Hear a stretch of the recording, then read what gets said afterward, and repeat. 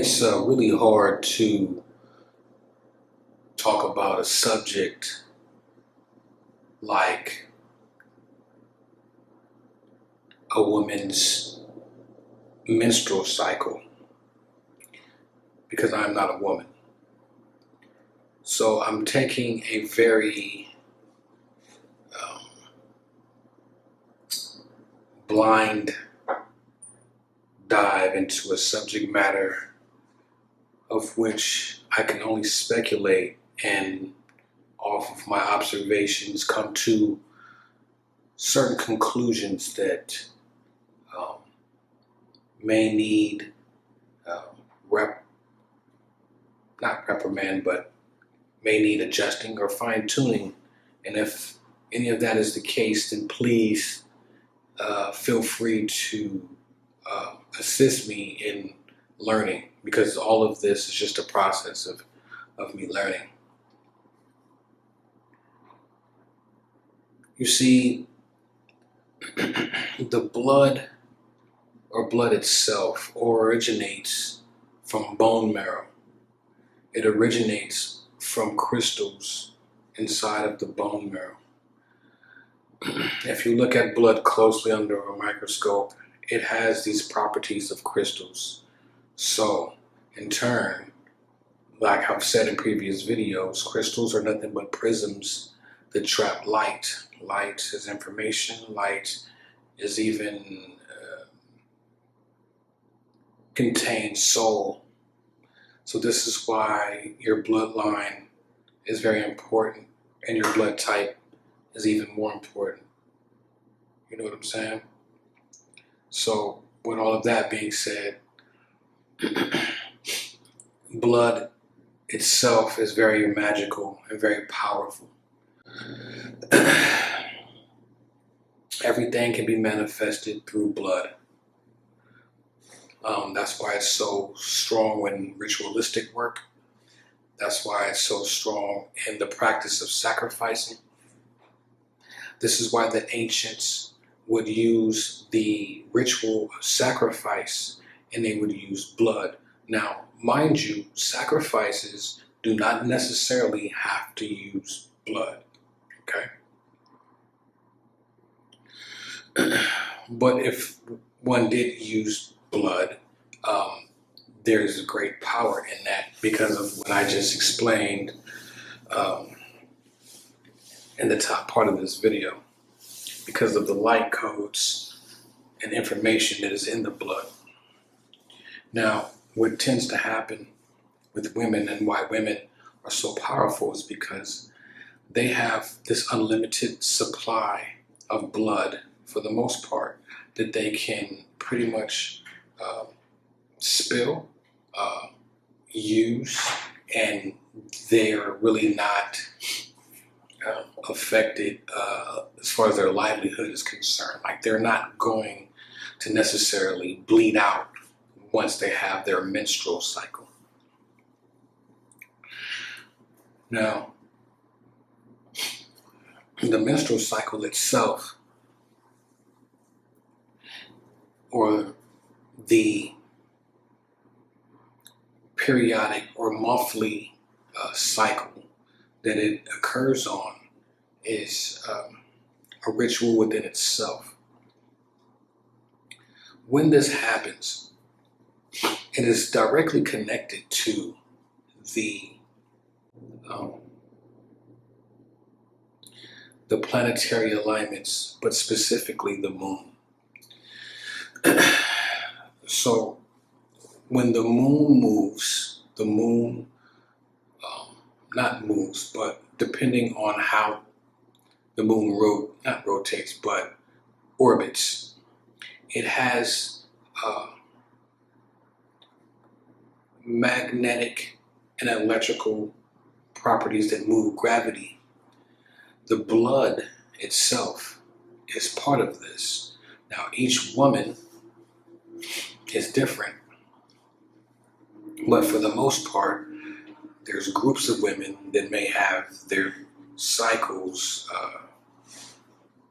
at the same time, or it changes based off of the soul that the blood isn't housing, or which soul group or constellation this soul originated from that isn't housing this blood. You are what your blood is. You're not American, you're not African, you're not whoever you think you are. You are what your type of blood is, generally speaking. So what happens is, where man would take blood and perform rituals to manifest things from the spiritual realm to the physical realm, women do this naturally, and that's why they have great, great power. There's a condition, PMS, premenstrual syndrome, or PMDD, I think that's the acronym for the other condition, which creates women to go a little bit haywire. Not all women, but some. Again, it all depends on the soul that houses the blood, and it also depends on the hormonal balance that comes from the brain, or the chemical balance that is in the brain. So these factors factor in with how one would react with the monthly ritual that comes through one's vessel in the form of a menses. Now, some of the side effects of PMS, PMDD, is violent mood swings, irrationality, lack of concentration. And on the surface, these things seem very, very intolerable or undesirable side effects. But if you took a very deep look at it, this is nothing but heightened emotional states. That means the emotional body has tapped into a different gear that it is not necessarily used to being in. If one could harness or focus on this actual gift of emotional awareness, I'm pretty sure one would uncover things like ESP, telekinesis, telepathic abilities, and things of this nature. Because your emotional state is so heightened, this is why things may irritate you, things may bother you, is because you feel a lot more than you would normally feel. So 9 times out of 10, most people focus on the bad things that irritate them instead of the positive side of the energy spectrum. This actually is a gift, like I said before. This actually is a superpower that is not correctly used or understood as such.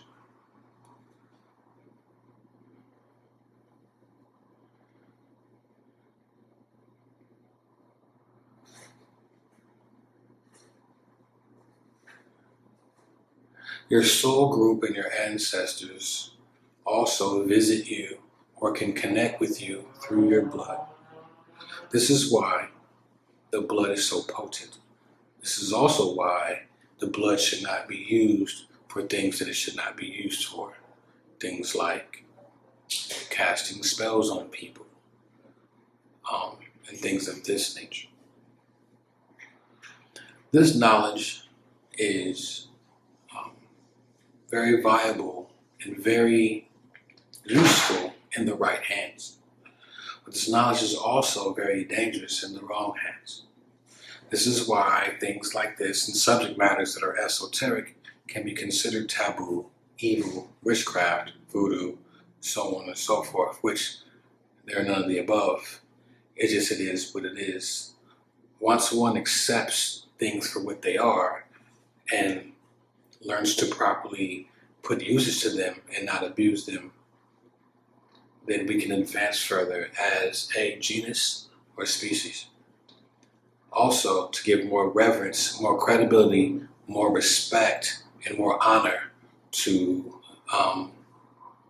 the genus or type that we call the wombed man, here on this planet, because they deserve all the credit, all the glory. Without them, there would be none of us, so to speak. They're the closest thing that we have on this plane to what we call creator, creation, or source. They are the mirror image of such, just as well as the masculine is. But if you had to actually put a physical attribute to creator or source, it would probably more so resemble the attributes of women.